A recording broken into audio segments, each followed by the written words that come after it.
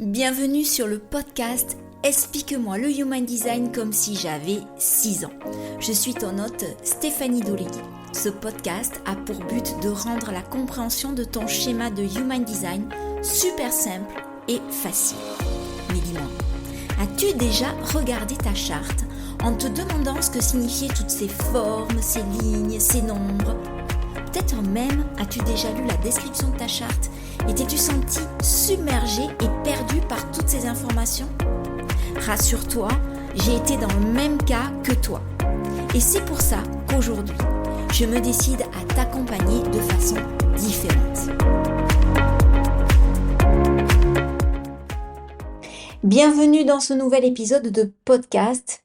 On est bientôt le 14 février, jour de la Saint-Valentin, au cas où tu l'aurais pas remarqué, jour de célébration de l'amour et du romantisme. Alors, même si c'est une fête à laquelle je n'ai jamais trop prêté attention, je trouvais que c'était important de l'aborder sous le biais du Human Design parce que j'avais des choses à te partager. J'espère qu'elles vont résonner avec toi. Si c'est pas le cas, sens-toi libre d'arrêter d'écouter ce podcast et de surfer sur d'autres émissions. Libre à toi de voir. Euh, le Human Design, parlons-en, c'est un outil de connaissance de soi qui est particulièrement précis, j'arrête pas de le dire. C'est la science de la différenciation. Et par conséquent, mon expérimentation à ce sujet m'a poussée à m'intéresser, grâce entre autres à ma ligne 4, et de ma condition de projecteur, parce que ça, il ne faut vraiment pas que je l'oublie. Ça me pousse à penser à l'autre, à la relation, à ce que je pouvais bâtir avec les gens, que ce soit mes ados quand j'étais enseignante, ou mes enfants, mon mari, mes amis, de façon plus générale. Et c'est ça qui est hyper intéressant. C'est le fait de partir de cette notion d'individualité, d'individu, pour comprendre notre complémentarité, pour mieux vivre ensemble, ou au contraire observer nos relations pour comprendre nos différences et en quoi chacun de nous a son propre fonctionnement et ses propres lunettes pour voir le monde, pour le ressentir, interagir avec lui. Donc, je ne peux plus aujourd'hui concevoir le Human Design sans l'inclure dans cette danse relationnelle avec l'autre. L'autre est hyper important dans la fondation de qui je suis. Et je pense que oui, bien sûr, c'est inhérent au projecteur et à mon propre mode de fonctionnement, mais je crois qu'on peut l'étendre à tous les types énergétiques et à toute forme de relation, qu'elle soit amoureuse ou sentimentale. Parce qu'il existe bien une relation qui s'établit dès l'utérus entre la mère et l'enfant, puis les relations qui s'établissent entre parents, enfants, les relations familiales de façon plus large, les relations avec les copains, puis avec les collègues, avec son amoureux, son amoureuse. Bref, même les relations avec les animaux, les objets, les souvenirs, nos pensées même. Si on part du postulat que tout est énergie, alors il existe bien une relation qui unit chacune de ces énergies et qui permet qu'elles rentrent en interaction les unes avec les autres. Et je te rappelle ici, bien évidemment, qu'il s'agit du partage de ce que je pense, de mon univers, de mon mode de fonctionnement, et que je t'invite vraiment à ne prendre que ce qui résonne pour toi.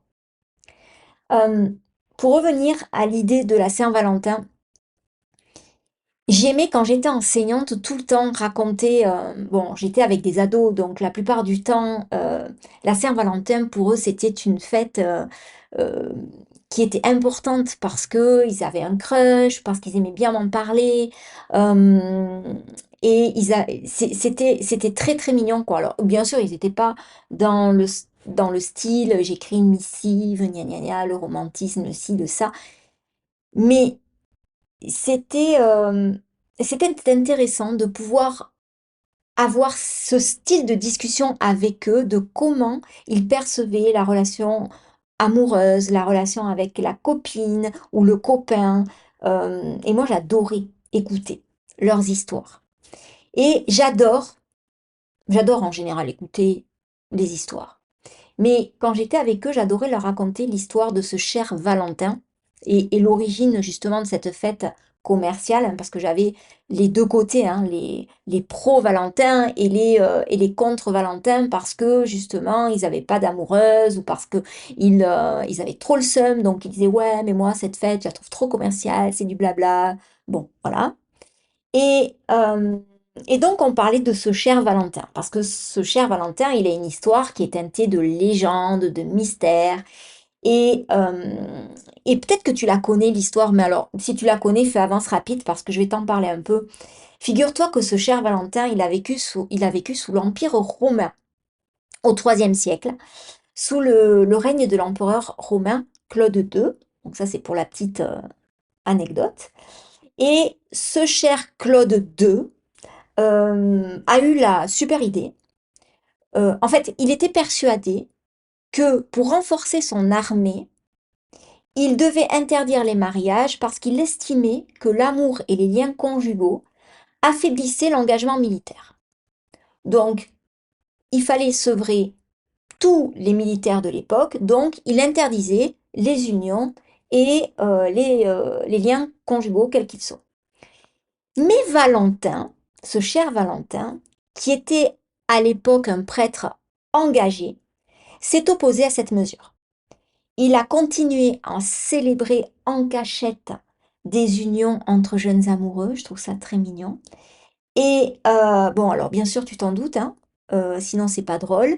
Il a été démasqué, dénoncé, alors dénoncé, démasqué, arrêté et jeté en prison. Alors là commence la deuxième partie de la légende, qui dit qu'il aurait accompli des miracles en prison. Et l'un des exemples que l'on évoque, c'est qu'il aurait guéri la fille d'un de ses geôliers qui était aveugle. Donc, avant d'être exécuté, le 14 février, tu t'en doutes bien, il aurait envoyé un dernier message à cette jeune fille en signant Ton Valentin.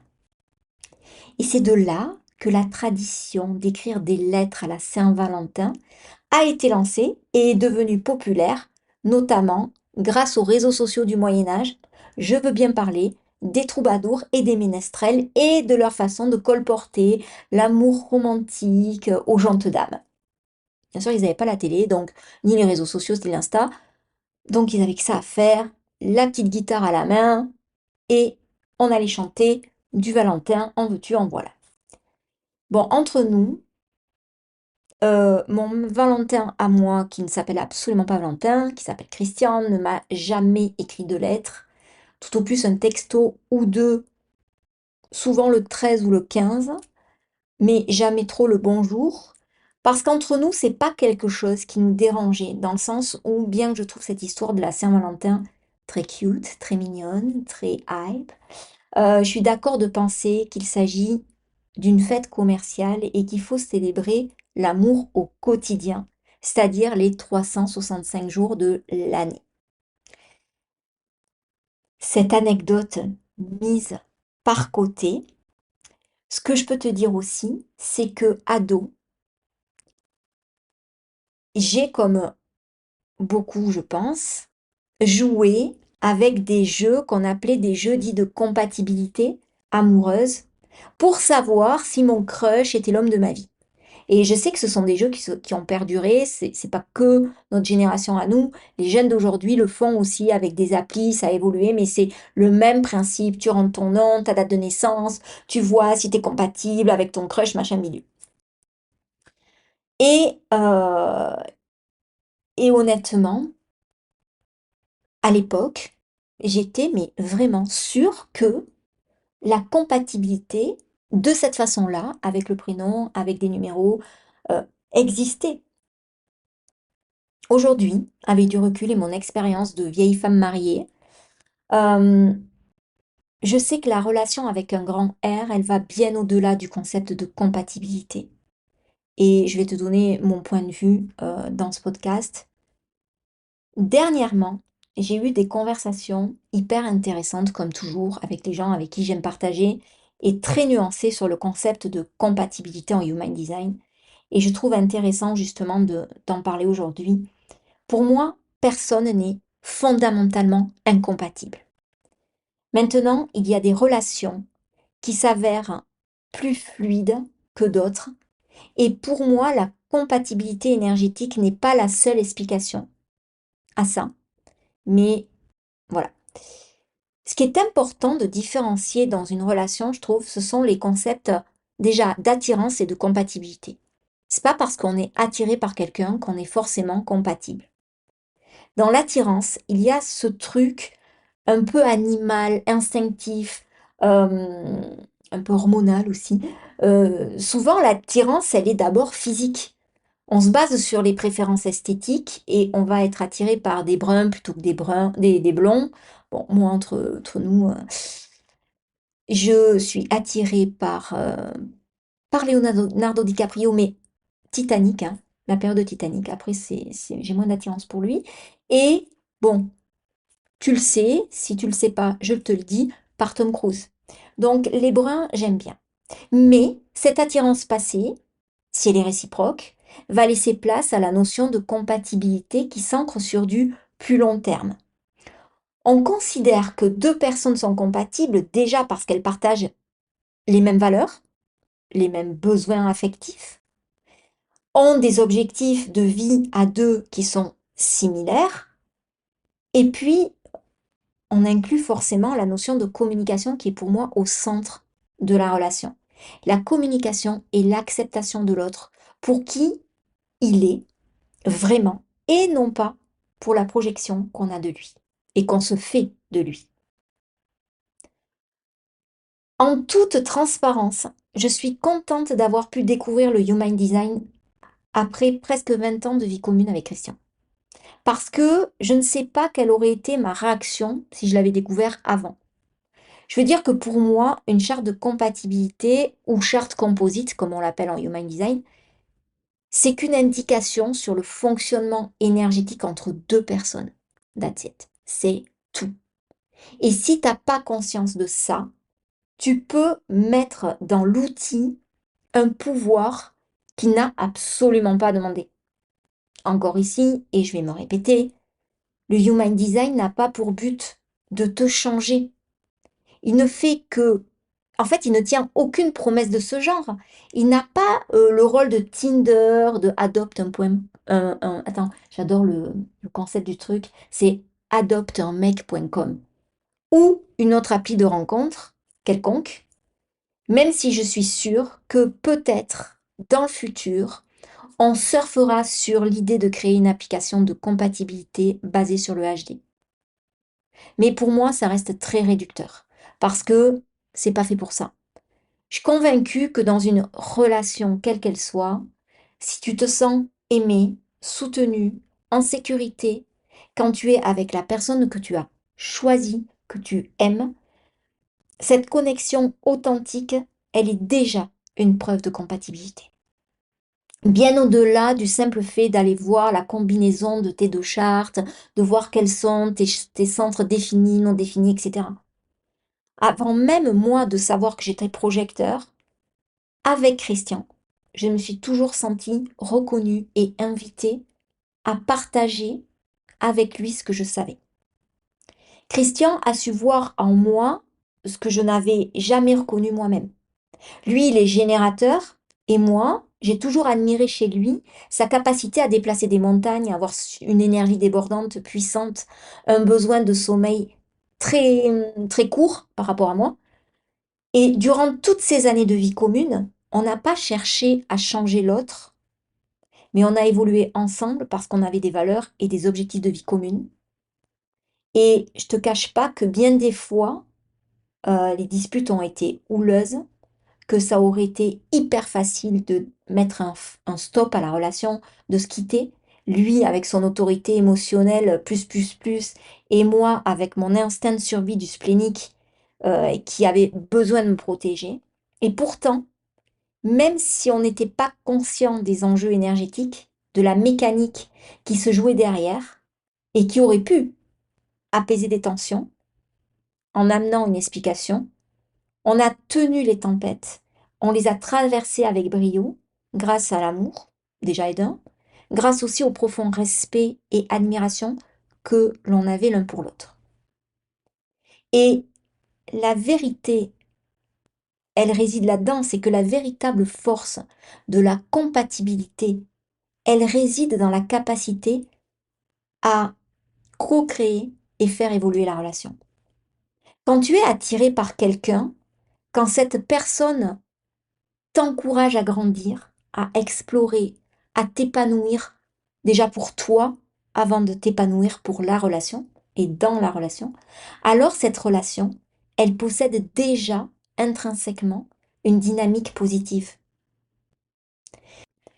Le Human Design ici doit être pour toi un moyen d'enrichir une relation qui existe déjà et qui ne demande qu'à évoluer dans un chemin de moindre résistance. D'ailleurs, je parle ici de couple, mais je peux l'agrandir aux relations en général, comme je te disais au tout début, que ce soit dans le cadre personnel, avec la famille, ou dans le cadre professionnel, avec les collègues. Moi, le Human Design, je l'ai déjà dit, je le redirai certainement plus tard aussi, ça m'a permis de mieux comprendre nos fonctionnements respectifs.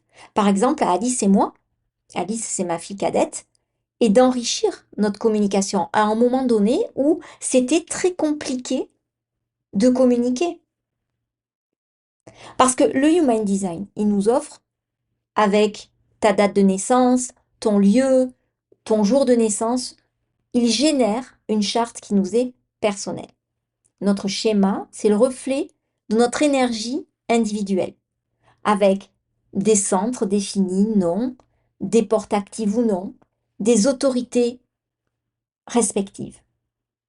Mais notre énergie, elle est aussi influencée par nos conditionnements, nos traumatismes, nos peurs, nos insécurités qui sont liées à notre chemin de vie unique qui nous appartient à nous.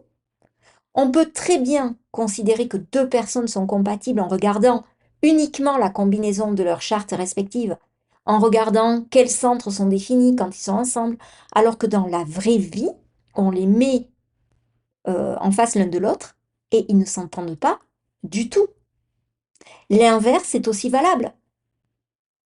Je le répète, il y a beaucoup de facteurs qui entrent en compte comme le respect, les valeurs, l'écoute, la compréhension mutuelle, le sexe, j'ose le dire, le sexe aussi rentre en compte dans la relation. Une des approches du Human Design sur laquelle la charte composite ou la charte de relation se base consiste à observer dans la charte générée, combinée des deux personnes, notamment le nombre de centres qu'ils ont définis ensemble. Techniquement, plus le nombre total de centres définis est élevé dans cette charte combinée, plus le potentiel d'harmonie est grand. Mettons que la combinaison de deux chartes donne 9 centres définis et 0 centre non défini. Ra-Uru-U appelle cette charte le nowhere to go, nulle part où aller. Au début, quand j'ai lu ça, j'ai eu tendance à mal interpréter ce nulle part où aller. Parce que ça évoquait chez moi l'idée d'enfermement, de vase clos, et ça laissait très peu de place à l'épanouissement de relations. En fait, j'avais tort, et j'ai réalisé quand je me suis amusée à en mettre en relation les chartes de mes parents, notamment, qu'ils avaient une configuration 9-0, et ils sont très fusionnels. Ils s'autosuffisent dans la relation. Et d'ailleurs, ça laisse très peu de place à quelqu'un d'autre, même à moi. Ce nowhere to go, c'est à comprendre dans le sens, tu n'as pas à aller voir ailleurs pour être comblé. Tu as tout à portée de main dans la relation que tu entretiens avec l'autre. C'est une information que je valide à 100% concernant mes parents. Parce que ils ne savent rien faire l'un sans l'autre. Mais cette façon de vivre reste un choix pour eux. Et si je regarde de plus près leur charte, que je regarde leurs canaux, notamment des canaux dits de compromis, il y en a pas mal. Et une vie de couple, on s'accorde à le dire, c'est fait de compromis. Et je valide et je reviens sur ce que j'ai dit avant. Il y a entre eux un respect mutuel, une profonde admiration des compétences de l'un et de l'autre, de ce que représente l'autre, et beaucoup d'amour et d'humour et de lâcher prise. Ils se prennent pas la tête. Ils vivent leur couple à 100%. À aucun moment, ils ne mentalisent. Et ça, c'est important. Pour partir sur ce principe de, on va vraiment analyser que les centres définis, non définis dans une relation, dans cet épisode. La configuration 8.1 est appelée Have some fun. C'est amusez-vous. C'est la configuration que j'ai quand je suis en interaction avec Christian. On a 8 centres définis. Le seul centre qui est non défini, c'est notre centre du soi, le centre G. Concrètement, ça signifie quoi? Déjà, on a appris de façon plus ou moins consciente, et je dirais moins que plus, que ça ne servait absolument à rien de se prendre la tête et qu'il fallait s'adapter continuellement à l'un, à l'autre, à notre vie. J'ai appris parfois à mes dépens qu'il était complètement inutile de forcer à ce qu'on ait une identité commune. J'ai accepté son besoin d'horaire souple, dû à sa profession d'agriculteur, par exemple. Au début, c'était pas facile. J'ai cramé des tas de repas en attendant et en espérant qu'il allait rentrer à midi alors qu'il est rentré à 1h30. Mais même si c'était pas facile au début, on a choisi d'évoluer individuellement dans des environnements qui nous convenaient. Et ça a été un élément apaisant pour avancer ensemble dans le couple. C'est-à-dire que quand j'ai arrêté de lui imposer un horaire qu'il ne pouvait pas honorer et que je me suis adaptée à ces fluctuations-là, sans me mettre moi en inconfort, eh ben, c'est des choses qui ont matché. Donc, on ne cherche pas à imposer une direction précise à l'autre, mais on marche côte à côte sur un chemin commun, et ça, c'est plutôt cool. Alors, bien sûr, hein, ici, il s'agit ici des grandes lignes, et bien sûr que notre analyse de couple demande plus de subtilité et de profondeur, mais je te rappelle, c'est pas le but de cet épisode aujourd'hui. Donc, il existe aussi la configuration 7-2. Ça veut dire 7 centres définis, 2 centres non définis, qu'on appelle work to do. Ça veut dire que, ouais, il y a du travail. Je te rappelle que cette configuration permet d'avoir des domaines où l'on peut s'affirmer avec assurance, tout en ayant donc 2 centres non définis qui vont apporter, par leur non-définition, de la flexibilité et de l'apprentissage. Ces zones ouvertes, elles offrent une capacité d'adaptation précieuse et elles favorisent une curiosité naturelle, une ouverture aux expériences et une capacité à évoluer en fonction des circonstances. C'est, je crois, la configuration qui existe entre Lucie et Alice. Et c'est vrai qu'elles sont très différentes et qu'elles ont besoin d'avoir de la flexibilité euh, dans la façon de se percevoir déjà elles-mêmes avant de rentrer dans une dynamique plus, euh, plus harmonieuse. Lucie et Christian aussi ont cette configuration. Et c'est d'ailleurs marrant parce que quand j'observe l'expérience qui est la nôtre, de voir que Lucie a choisi de partir dans un domaine artistique qui est quand même très très éloigné du domaine de prédilection de son père qui est la terre, qui est l'ancrage, donc le, il y a une forte demande d'adaptabilité et de flexibilité de la part des deux. Mais là encore, ils sont quand même très très proches. Et ce qui les rapproche, c'est les valeurs, les intérêts qu'ils ont en commun, parce que ça accentue euh, le- la relation qu'ils ont l'un avec l'autre, et puis des conditionnements de vie, de famille, de la relation père-fille, et beaucoup d'amour, beaucoup de respect. La configuration 6-3 demande à ce que chacun dans la relation puisse avoir de l'espace. Prendre du temps seul va permettre à chacun de se recharger, de vivre des choses de façon individuelle. Ça ne veut pas définitivement dire qu'il y a zéro compatibilité, ça ne veut absolument pas dire ça. C'est juste que dans cette relation, on est amené à conscientiser les points communs, les conditionnements et comment chacun dans la relation est prêt à s'investir pour s'épanouir. Donc ça demande quand même pas mal de recul, pas mal de prise de conscience. Dans la configuration 5-4, les champs d'intérêt de chacun peuvent être extrêmement différents. Les deux personnes vont se comprendre notamment à travers leur processus décisionnel. Ils vont évoluer, ils vont s'accompagner, ils vont grandir ensemble et pourtant, le temps qu'ils vont passer séparément l'un de l'autre, c'est quand même très fondamental et profondément nécessaire. Cette relation basée sur du 5-4, c'est basé sur la confiance. Une relation qui passe par la compréhension de l'autre, par l'écoute.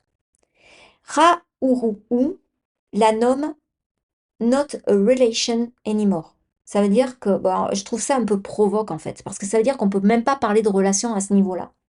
Pour moi, c'est condamner la relation dès le départ. De notre côté, ça permet de se rendre compte que la notion de compatibilité, quelque part, ben, c'est bien plus que ça. C'est bien plus qu'un ratio, c'est bien plus qu'un nombre de centres définis ou pas. Et ça permet de prendre du recul par rapport à ces observations et de revenir à l'essentiel dans le Human Design. Je te le donne dans le mille, l'expérimentation. On a vu des gens s'entendre et chercher pourquoi ils s'entendaient. Moi, il y a des choses, en toute transparence, hein, où je vais être du style à avoir ce style de réflexion, de me dire, mais qu'est-ce qu'il lui trouve? Ou qu'est-ce qu'elle lui trouve? Ils sont hyper différents. Ils n'ont rien en commun. Je ne comprends absolument pas cette relation. Parce que moi, la relation, je l'observe de point de vue du mental. Eux, ils ne sont pas dans leur mental. Ils sont dans quelque chose d'autre qui nourrit profondément ce besoin de relation.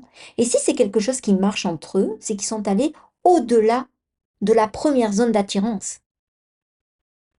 Ils se sont nourris chacun l'un de l'autre et ont vu que ça matchait ensemble. Donc il faut vraiment être ouvert et accueillir du point de vue, en fait, sortir du mental et revenir au corps pour comprendre que la relation ne se nourrit pas que de raisonnement, que de comportements et d'informations que l'on peut expliquer. Ce n'est pas de l'ordre de l'explication. C'est de l'ordre du sentiment, c'est de l'ordre du ressenti, c'est de l'ordre du romantisme, des valeurs partagées, d'un but commun qu'on va servir. Le but de cet épisode, je le rappelle, n'était pas de te faire un cours sur comment analyser une charte composite en Human Design, mais plutôt de t'ouvrir une perspective de ce que peut faire l'outil dans cette démarche-là.